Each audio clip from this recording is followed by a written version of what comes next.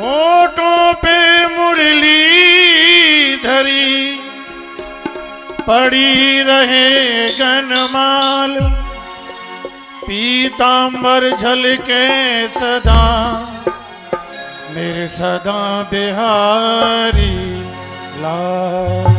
बोली बांके बिहारी लाल की।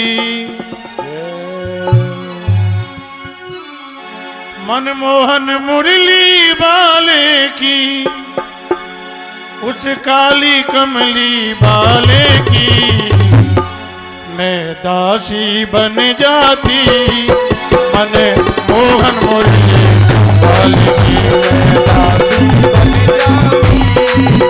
मनमोहन मुरली वाले की, मनमोहन मुरली वाले की, मनमोहन मुरली वाले की उस काली कमली वाले की मैं दासी बन जाती। मन मोहन मुरली वाले की मैं दासी बन जाती। मनमोहन मुरली वाले की।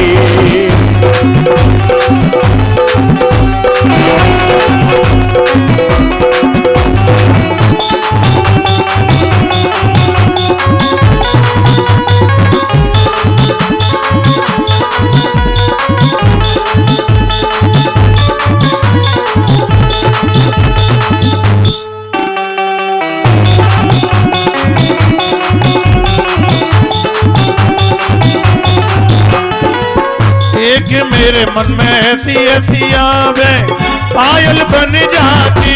शाम की पायल बन जाती, शाम की पायल बन जाती। एक मेरे मन में ऐसी ऐसी आवे पायल बन जाती। शाम की पायल बन जाती, शाम की पायल बन जाती। चरणों में क्या हो, चरणों में क्या हो, चरणों में खनक जाती। मन मोहन मुरली वाले की चरणों में खनक जाती।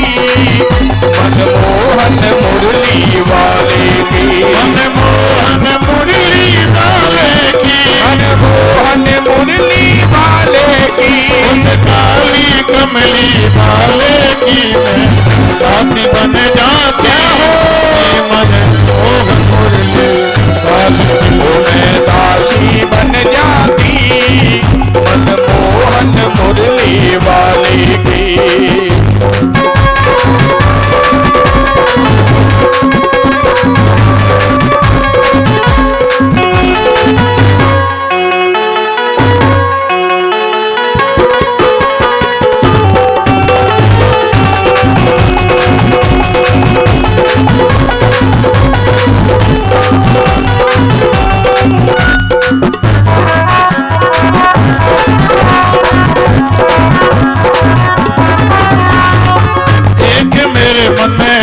ऐसी आवे मोर मुकुट बन जाती। शाम की मोर मुकुट बन जाती, शाम की मोर मुकुट बन जाती। एक मेरे मन में ऐसी ऐसी आवे मोर मुकुट बन जाती। शाम की मोर मुकुट बन जाती, शाम की मोर मुकुट बन जाती।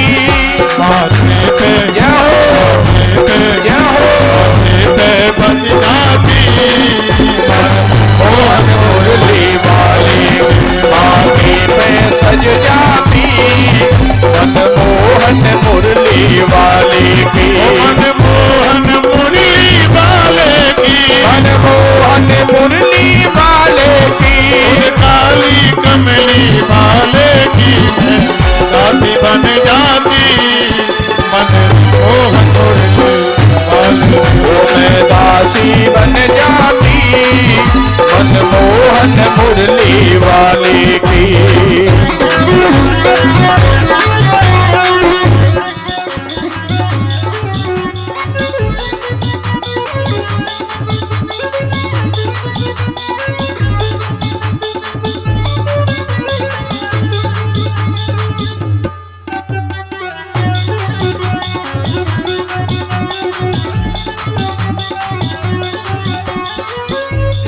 मेरे मन में ऐसी ऐसी आवे मुरली बन जाती शाम की मुरली बन जाती शाम की मुरली बन जाती श्याम मेरे श्याम मेरे श्याम मेरे श्याम ओ एक मेरे मन में ऐसी ऐसी आवे मुरली बन जाती शाम की मुरली बन जाती और होठों पे अधरों पे सज जाती मन मोहन मुरली वाले अधरों पे सज जाती मन मोहन मुरली वाले की मन मोहन मुरली वाले की मन मोहन मुरली वाले की उस काली कमली वाले की मैं दासी बन जाती मन मोहन मुरली वाले की मैं दासी बन जाती मन मोहन मुरली वाले की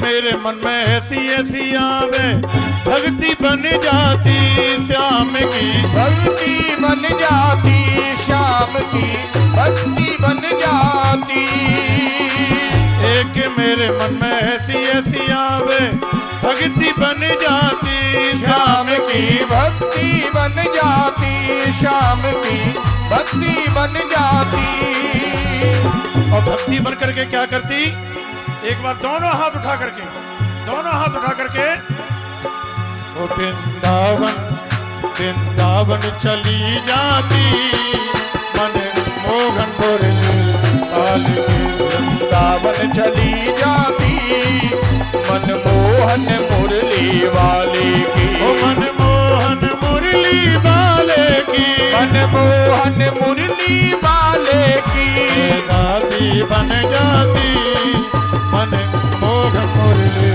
वाले की मैं दासी बन जाती मन मोहन मुरली वाले की मैं दासी बन जाती मन मोहन मुरली वाले की मैं दासी वाले की मन मोहन मुरली वाले मन मोहन मुरली वाले की बोले बांके बिहारी लाल की हरि कीर्तन बीच में केवल आलस्य को दूर करने के लिए है। जिसे कथा सुनने में किसी प्रकार का आलस्य नहीं है। आलस्य दूर हो जाए फिर अपना कथा में चित्त लगा दें, क्योंकि कथा मुख्य है, ये गॉड है। ये केवल इसलिए आलस्य दूर हो। लेकिन जिनको भी जैसे मान लीजिए हम आमंत्रित भी करें भजन के लिए, चाहे वो हमारे मास्टर अर्जुन सिंह हो या लखन सिंह हो, इतना अवश्य जरूर ध्यान रखना है कि यहाँ आकर के केवल भजन ही कहना है, प्रवचन नहीं। क्योंकि प्रवचन करने के लिए तो मैं बैठा हुआ हूँ यहाँ, केवल प्रवचन के लिए तो मैं यहाँ पर हूँ बैठा। कथा का बहुत बड़ा विस्तार है, ये प्रवचन ही है। यहाँ प्रवचन की बजाय केवल भजन, बस सीधा आते ही और कुछ नहीं। क्योंकि समय अगर अधिक हो गया, कथा का बहुत विस्तार है, हमारे लिए विलंब होगा और फिर परेशानी खड़ी होगी।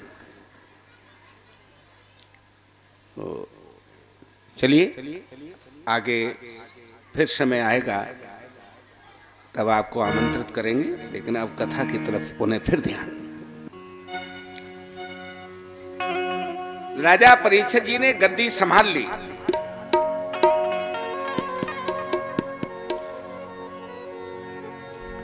और राजा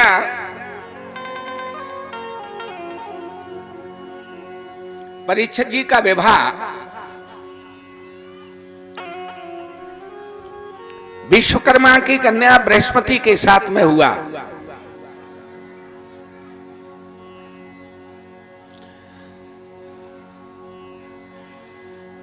उत्तर की पुत्री इरावती के साथ। विश्वकर्मा की कन्या बृहस्पति के साथ तो आगे दूसरा पंचम स्कंद में आएगा। वो राजा प्रिव्रत का विवाह हुआ था। उत्तर की पुत्री इरावती के साथ, जिसके जन्मेजय आदि 4 पुत्रों ने जन्म लिया था।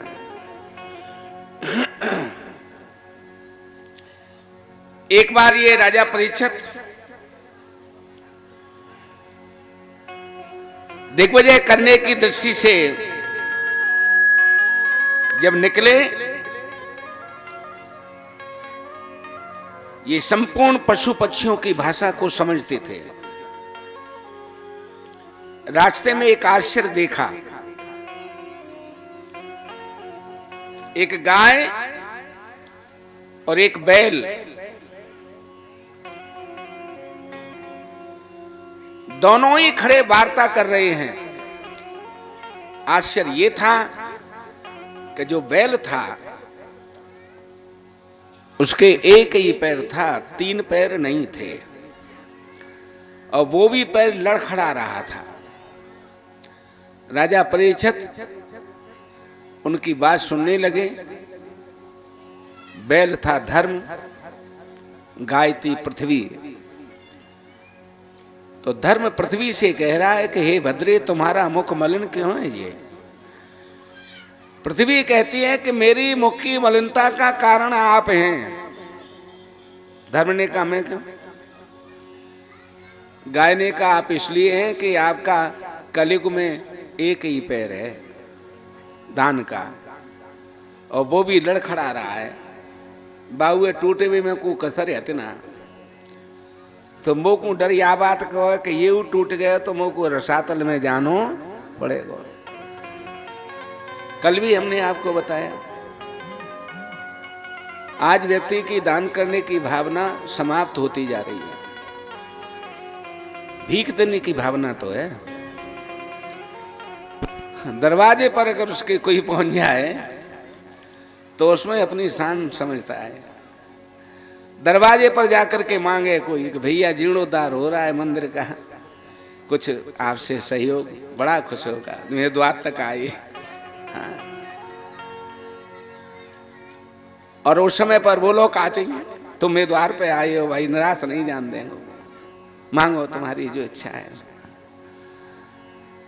और उस समय पर दिया तो फिर उसको हम दान कहेंगे कि भीख कहेंगे? वो दान तो है नहीं, वो तो भीख है।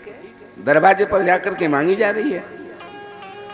दान उसको कहते हैं कि स्वयं आत्मा से ये आवाज आई कि मंदिर पर पहुंच, वह मंदिर का जीर्णोद्धार हो रहा है, अपनी तरफ से कुछ सहयोग करके आ। बिना किसी के कहे हुए अपने आप गए और वहां जाकर के अपना धन अर्पण किया कि महाराज ये मैं चाहता हूं कि मेरा धन इस मंदिर में लगे। इसको दान कहते हैं। और दान का पैर धीमे धीमे करके अब लड़खड़ा रहा है।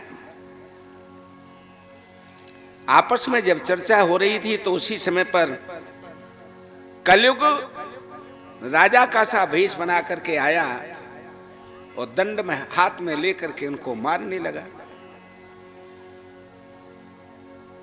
राजा को बड़ा भारी क्रोध हुआ कि बताइए हम यहाँ के राजा हैं, ये दूसरा राजा कौन है भाई जो हमारे सामने गाय बैल को मारता है? बड़ा भारी क्रोध करके उसी समय पर सामने आई, दौड़ करके कहा क्यों भाई तू कौन है? कष्टम मच्छरेण लोके बलादुष्यान बलानवत, तू अपने बल से निर्बलों को सता रहा है, मारना चाह रहा है, कौन है तू? कलयुग घबरा गया कि उसे ये पता नहीं था कि परीक्षित भी यहाँ छिपा है। घबरा करके कहा महाराज मैं कलयुग हूं और मेरा अब समय आ गया है, उसको भोगने आया हूं। तो कि कितने समय तक भोगेगा? कि 4,32,000 वर्ष। राजा परीक्षित ने मन में विचार किया, 4,32,000 वर्ष शुरुआत में गैया बैलन मार रहे हो, तो आगे चल करके जी का करेगा भैया। इसलिए इसका मारा जाना ही ज्यादा ठीक है, इसे इसी समय समाप्त करता हूं। तो खड्ग खींच लिया, तलवार खींच ली। कलयुग ने कहा क्या कर रहे हैं आप? राजा ने कहा मैं तुझे मारना चाहता हूं, जब तू नहीं रहेगा तो अधर्म होगा नहीं फिर। कलयुग ने कहा कैसे मार सकते हैं आप मुझे? क्या विधाता के लिखे हुए अंकों को भी मिटा देंगे? परीक्षित ने कहा बिल्कुल मिटा दूंगा, तू क्या समझ रहा है मुझको? फिर ध्यान किया कलयुग ने कि भाई वास्तव में मिटा सकता है, विधाता के लिखे हुए अंकों को भी मिटा सकता है, क्योंकि जिसकी गर्भ में ही भगवान ने रक्षा की हो तो उससे बड़ा भक्त भगवान का और कौन हो सकता है। और भक्त के सामने तो भगवान झुक जाते हैं।